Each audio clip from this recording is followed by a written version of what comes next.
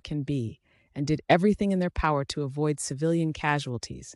There's many videos of their sacrifice and valor, protecting innocent lives. Like the same species that destroyed the Thafki homeworld centuries ago swooped in, while the Terrans, alternative name for humans, were occupying our planet, which, truth be told, they only did because our generals wanted to wipe them out.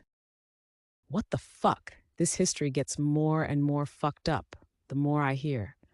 Do enlighten me on what motivated your species to wish humans extinct at what sounds like their first contact. Would you ever get the same idea about us? No, that government is long gone. We're allies with the humans nowadays and committed to peaceful exploration of the galaxy alongside them. You skipped my first question. What was the reason you wished for the humans' extinction? Dustin slumped his shoulders.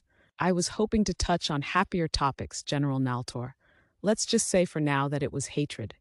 It's been coloring every culture we've come across, and it's been a painstaking journey to fix it. As I said, we'll tell you the tragedy of our galactic introduction at some point. I just see cameras outside, and I don't want our first words to billions of frightened Bissams to be about a war of extinction that happened 20 years ago.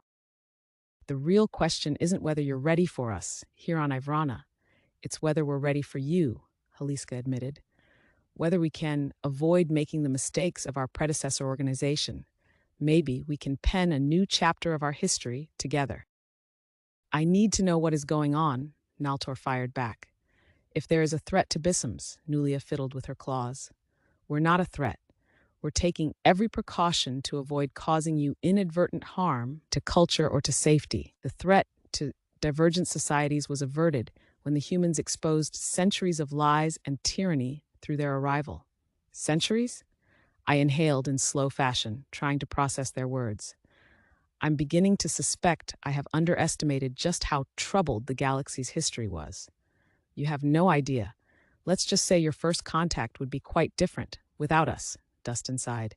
May I ask for us to enjoy the feast through a cultural exchange, one with more levity than the current topic? I meant what I said about not wanting to get into this history in depth, yet it keeps coming up. I'm quite excited to meet the FAI scientists and to speak to the public. I'm nervous, Haliska grumbled. Very nervous. My flippers rested by the door, observing the crowd of cameras waiting for us. This is a celebration of the aliens' arrival. I agree that we should focus on what they are now and not what they were in recent years, as they've forgiven our own contention here. I'm eager for every citizen of every nation to hear their words, as are we. Our team only learned simplified Vrit, but that won't be a problem for you once we pass along our translators. Nulia tapped a spot right underneath her tiny ear, suggesting she had some subdermal implant. May we exit the vehicle? Of course you may. There's a podium with a microphone where you can address the watching world before the feast begins, the Selmer general sighed. The Arctic subspecies Bissam popped open the door handle, assisting me into the street with a flipper.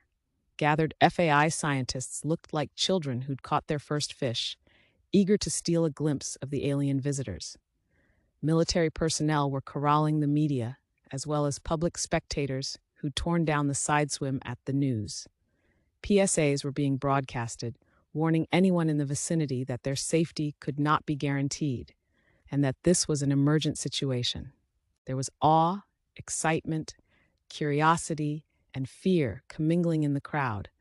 This was the moment Ivrana would be introduced to a galactic community, and we'd be asked to rise to the occasion. Every Bissam will see how much work and effort the aliens have put into learning about us, and how similar they are to us. For a moment, when the human was talking about those microwave signals, it felt so normal. Dustin bobbed his head at each of his colleagues, before leading the way out into the open. There was a wave of gasps from Bissams who hadn't envisioned an alien looking anything like him. The patchy fur definitely caught them off guard. The shocked exclamations intensified once the two other visitors emerged with submissive postures. It was rare to see reporters tongue-tied. That effect didn't last long, though they seemed more subdued and taken aback than usual.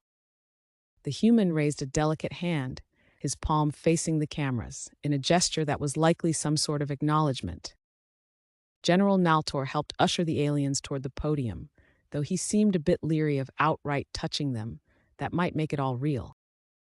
The Selmer shushed the reporter's questions, and after seeing that the Terran intended to deliver a speech, they obeyed for once.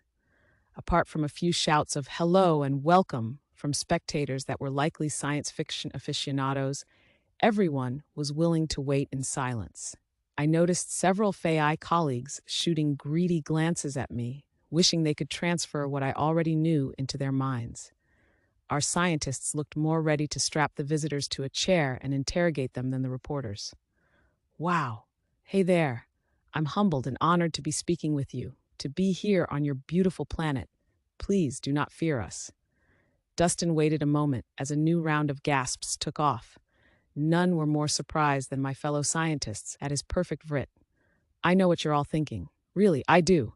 It was only 23 years ago that I sat in an orphanage on my homeworld, listening as our planet's chief diplomat told all 10 billion of us we'd met aliens. Now, I'm here, as that mystical being a sea of cameras are pointing toward, and I know that this feels like a pivotal moment in your history. I'd love to hear Dustin describe more of what first contact felt like for humanity. I want to know if his people shared any of those transcendent emotions and wild thoughts that ran through my head today.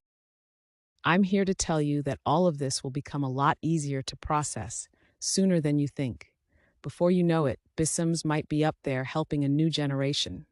Some child who listened to my words and felt compelled to explore the stars.